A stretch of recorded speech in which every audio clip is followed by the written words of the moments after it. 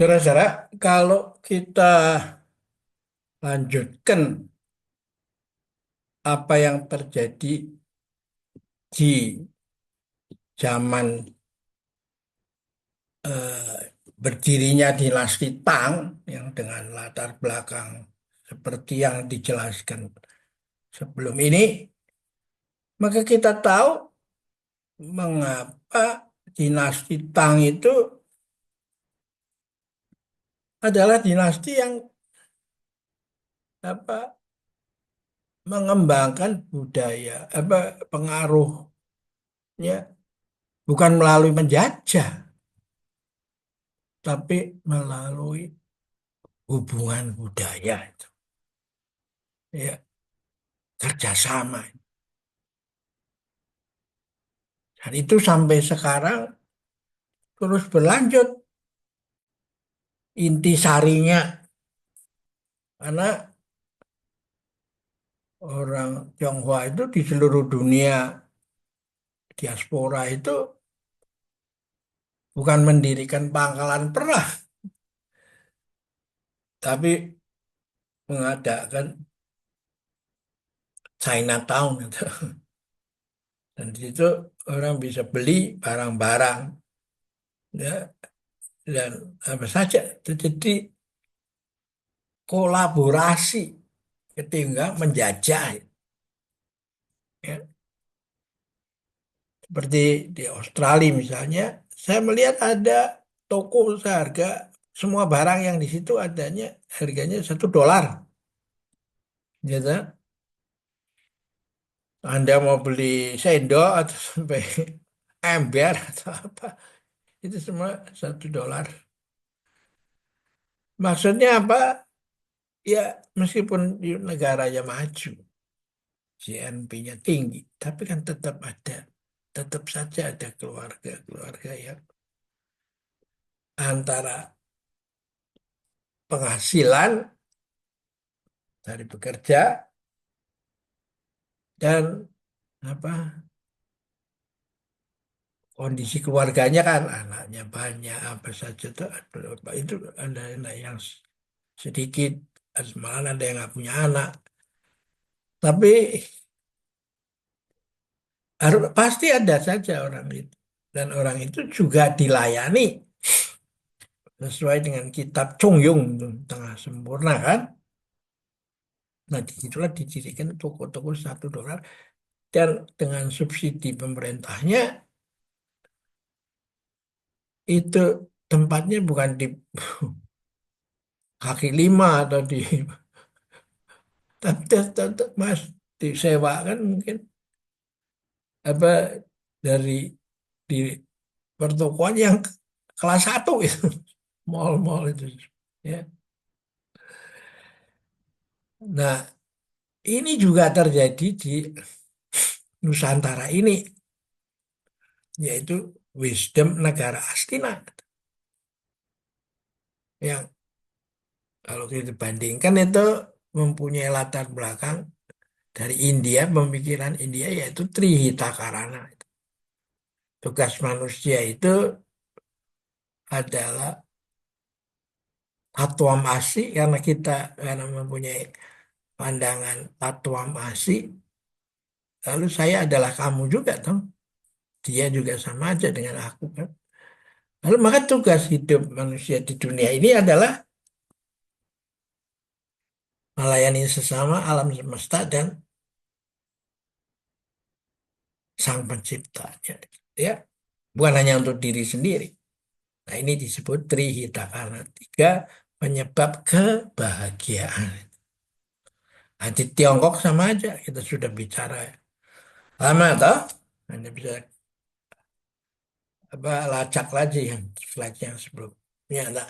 Nah, ini sekarang kita akan membahas bagaimana negara Astina ini filosofinya bagaimana.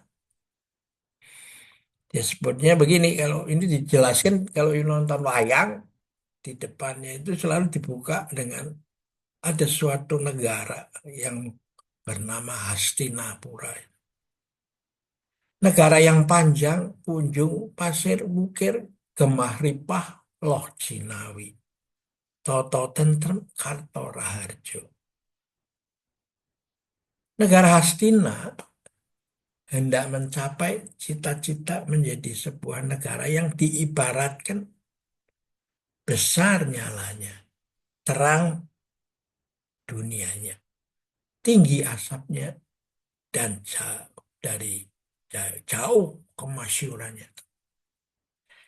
Tidak hanya negara di seputarnya saja, bahkan negara besar dan jauh, banyak negara itu datang berserah diri tanpa peperangan.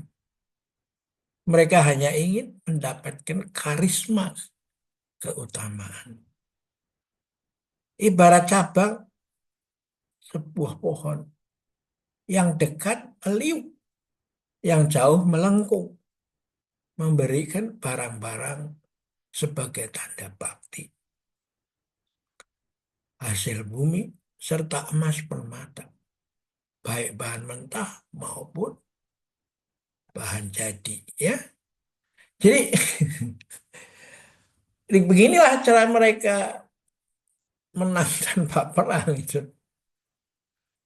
Bukan menguasai, membuat apa melalui informasi, membuat jejaring, membuat akun-akun yang berbeda-beda yang didanain besar-besaran untuk menguasai negara lain tanpa perang. Jadi konsepnya mau menang sendiri kan. Nah itu zaman masa depan sudah nggak bisa diterapkan lagi. Ya tentu ada yang mau coba-coba, tapi silahkan. Tapi kita sebagai orang yang punya pandangan yang luas, panjang, pengalaman yang lama, lalu mengatakan udahlah dengan buang-buang itu tenaga untuk sesuatu yang sia-sia itu. Kenapa nggak seperti negara Astina aja? Ya dah. Nah, saya rasa ini penting itu. Karena Anda kan sudah lihat bahwa sistem kapitalisme yang merenovasi dirinya menjadi welfare state juga manusia itu tetap ketika perutnya kenyang dan badannya dibalut baju hangat itu sifat hewannya mulai muncul lagi. Dan dengan konsep komunisme dan sosialisme yang ketat, yang juga akhirnya konsepnya antroposentrik bukan antropokosmik, ya orang mati juga tuh nggak ada pertumbuhan apa-apa. Mengapa? Karena orang yang pandai dan bodoh atau yang kerja tingkat tinggi, tingkat apa pimpinan disamakan gajinya dengan orang yang bagian cleaning service atau apa sih. Jadi nggak ada orang yang mau ngelakukan ini segala. Karena itu mesti diembus-embus apa-apa dengan kekuatan apa sih, fakta-fakta peperangan atau kata. Ya akhirnya terpaksa membeli aja tuh. Nah karena itulah saya melihat bahwa mengapa kita nggak mau belajar dari ancient wisdom di zaman now ya.